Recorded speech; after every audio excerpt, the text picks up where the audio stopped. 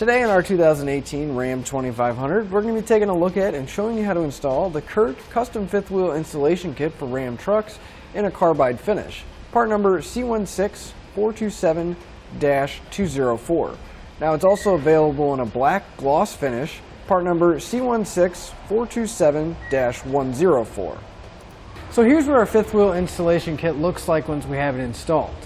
And this is going to allow us to tow a fifth wheel trailer safely down the road. The rails in the bed have several mounting points because they're going to accept most industry standard fifth wheel bases or sliders. Whenever we're not towing with our fifth wheel and we pull the head and the base out, our rails are only going to take up about an inch above the floor of our bed. That way we still have plenty of room to load it up with whatever we may need.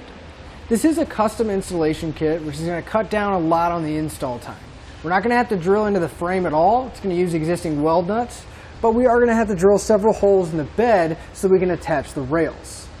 Now the rails themselves have a nice powder coat finish to protect them and keep them looking nice.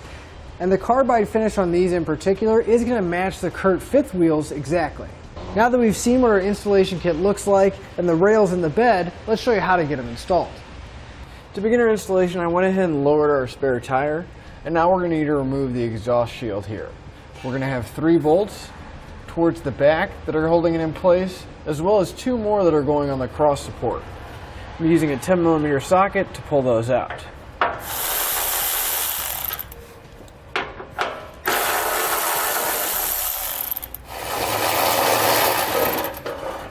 And once you have all the bolts removed, we can go ahead and set it aside for right now.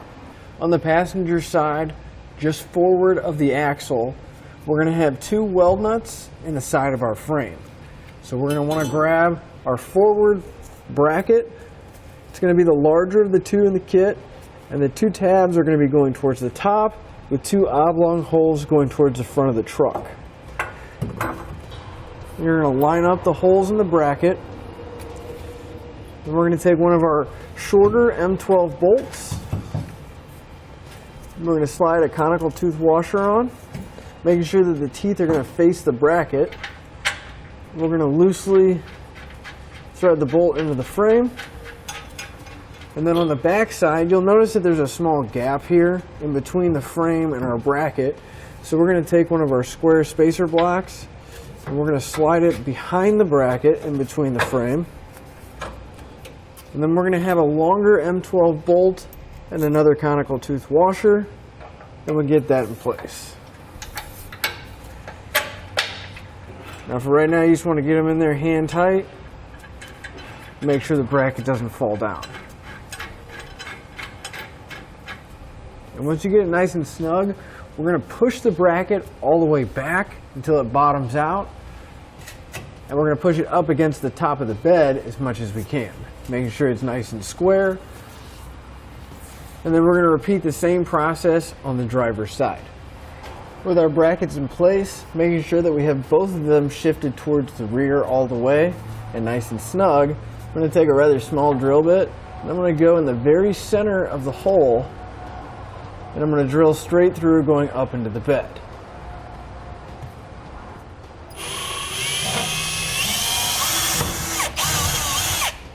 We're going to repeat that for the other remaining holes on both brackets. So now we can move into the inside of the bed, and we're going to take our rail and we're going to line it up with the holes that we drilled on each side. And for our forward rail, we're going to line it up with the second hole from the outside. And then we can mark our center attachment point. So we're going to be using the one towards the cab. So we're going to go ahead and take a paint marker, and we're going to mark that center attachment point right behind the rail. So we can move our rail, drill out that hole, and enlarge the holes to the final size. So I'm going to take a step bit and I'm going to enlarge the hole to just a little bit over a 1/2 inch so our 1/2 inch bolts can fit through.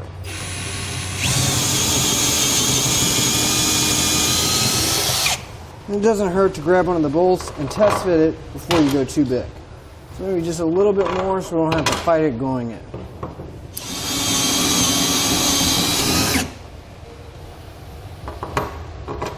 And we'll repeat that for all the remaining holes. Now it's never a good idea to leave exposed metal on your vehicle. So I'm going to take a little bit of spray paint and I'm going to go over the holes that I just drilled to help prevent any kind of rust or corrosion from building up.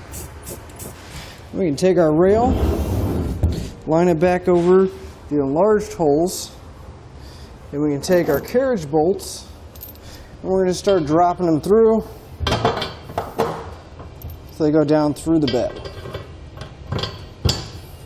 Now, any spot that the rail is sitting over a low spot on the bed, how there's that corrugation where you got a high spot and then it dips down, you're going to want to take one of these U-shaped spacer blocks and lift up the rail and slide it in so that the bolt has a little bit of support and it won't crush the corrugation. You just want to go around and check each one and see if it's on a low spot or not.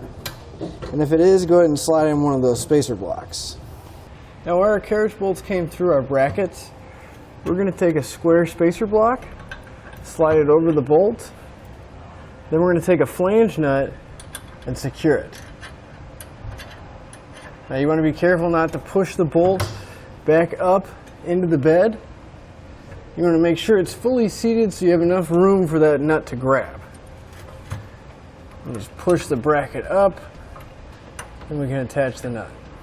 If you're having a little bit of trouble getting everything on, it could be because the carriage bolt isn't fully seated.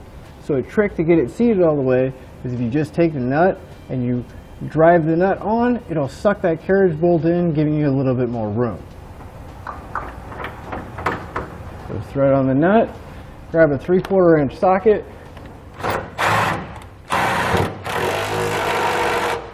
drive it in, and you see that it draws the bolt down, and we can loosen it up and install the block.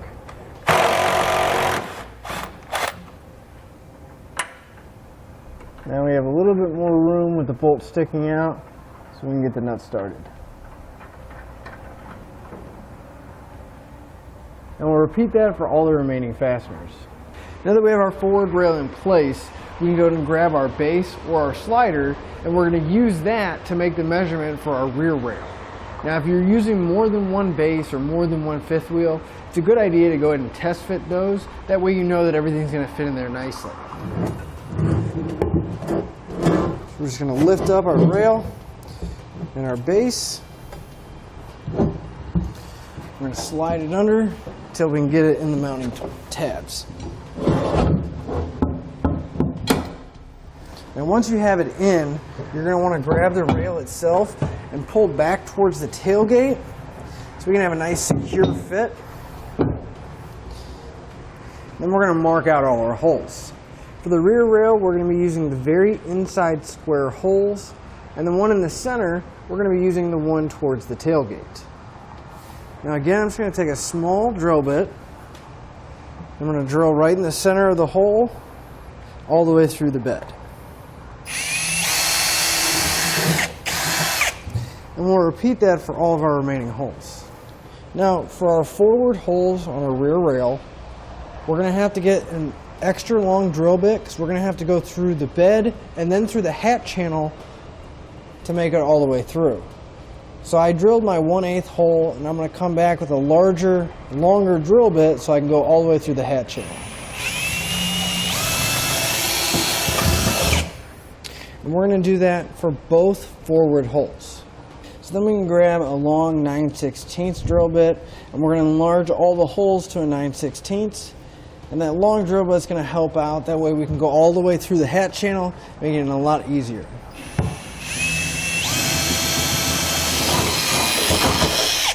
And we'll repeat that for all the remaining holes. So with all the holes drilled, I'm going to go ahead and slide my rail back into position. So here's the hole that we drilled on the driver's side through the hat channel. Now the reason why we drilled the hole all the way through is that bolt's going to come all the way to the bottom, but we're going to need to have this spacer block inside our hat channel so we don't crush it when we tighten everything down. So to make things easier on ourselves, we're going to grab a step bit and we're going to drill that out to a 7/8 inch. That way we can slide the support bracket inside the hat channel.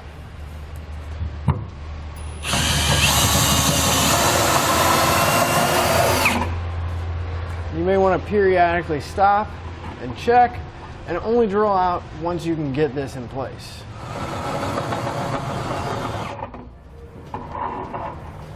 once we can get our spacer in place, we're going to come back and put a little bit more spray paint to cover up the bare metal. Now we can see that our spacer block is going to be bigger than the hat channel itself. So I'm just going to put a mark where it's going to be about even. And we're going to have to trim our spacer block down. Now you can use a grinder, a cutoff wheel, or anything you have to trim that off, but we are going to have to trim both of them so they can fit inside the hat channel. Now on the passenger side, we are going to have this exhaust bracket here, so we're not going to be able to get a step bit in far enough or at the angle that we can get our spacer block in. And because of that, that's why we only needed to drill the bottom out so that the hardware could come through. So we're going to move to the outside of the frame, meet up with our hat channel, and feed our spacer block in from the side. So I'm going to take a magnet, and I'm going to push my spacer block into place. And once I get it fairly close, I'm going to move back underneath and make sure it's lined up, and I'll take a screwdriver to help me line it up. So we can see my spacer block is right here. And put a screwdriver in there just to hold it in place so I can remove the magnet. Now we can move back up top and start dropping all of our hardware through. To help you out, you might want to use a screwdriver going through the rail and through the bed to hold that spacer in place. Now since it's in a weird position and that exhaust bracket is in the way, we're going to take one of our long hex bolts followed by a flat washer. And very carefully you want to remove the screwdriver. Make sure you don't knock the spacer over. And then we're going to feed our bolt through. The screwdriver will help you get it lined up. Make sure you go all the way through that spacer block and drop it all the way through. And for all three very rear mounting points, we're just going to take our 1/2-inch carriage bolts and drop them down just like we did with the forward rail. And then finally we're going to have one long carriage bolt that we're going to drop through the driver's side forward mounting point. Then we can go back underneath, put our spacer in this side, and get all the hardware in place. And don't forget, if it's on a low spot, you want to grab another one of these U spacers and slide it under so that it won't crush the bed. You may need to kind of lift up a little bit just to get that spacer in place. Make sure it goes all the way around the bolt. And we'll go around and make sure that we get this in place in any of the low spots on the bed. So over here on the driver's side frame rail, I'm going to take a flathead screwdriver, and we're going to pop that connector holding the wiring harness down to the frame, and we're going to move it out of the way. So we can take our tube spacer, we're going to slide it around the bolt going through the hat channel, and push it into the hat channel and just kind of push it to the side so that the bolt will keep it in place. Then just like the forward rail, we're going to grab our bracket, and since it's the driver's side, this is going to be the larger of the two brackets. Going to have to just kind of move the wiring harness around a little bit so we can get our bracket in place.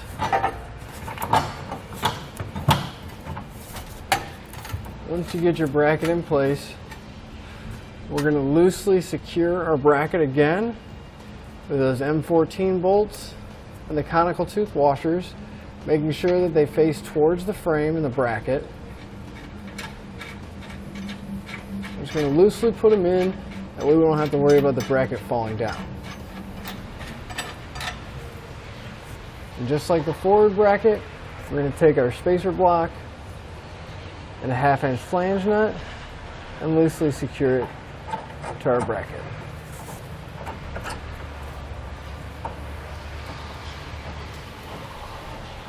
And we'll repeat that same process on the other side. Because of the position of where this exhaust bracket is, it holds it in place, and where our bolt goes through the hat channel, we're not going to be able to easily get this bolt and plate in place. So we're going to grab an extra set of hands and have them pull the bolt up, and we're going to get everything in place, sneaking it in through the side here, and then have them thread it in from the top. So we're going to go ahead and snug down all of our hardware, and per the instructions they want us to snug and tighten down the bolts that are attaching the rails to the bed first. So using a 3/4 inch socket, we're going to snug up all the vertical bolts first.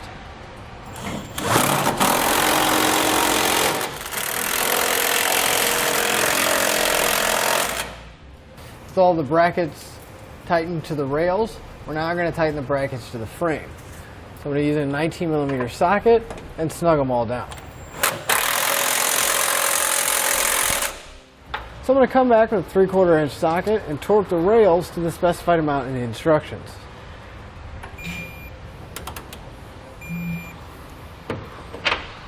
And we'll repeat that for any remaining hardware. Then we come back with that 19mm socket and torque the brackets to the frame. And we'll repeat that for any remaining frame bracket bolts. With our rails torqued down, we can go and reinstall the bolts that'll hold our heat shield in place. Now all we have left to do is put our spare tire back, and that'll finish up our installation. And that'll finish up your look at the Curt custom fifth wheel installation kit for Ram trucks. Part number C16427-204 on our 2018 Ram 2500. Thanks for watching. Click the link in our description below to shop, learn more, or visit us at etrailer.com. And leave us a comment if you have any questions.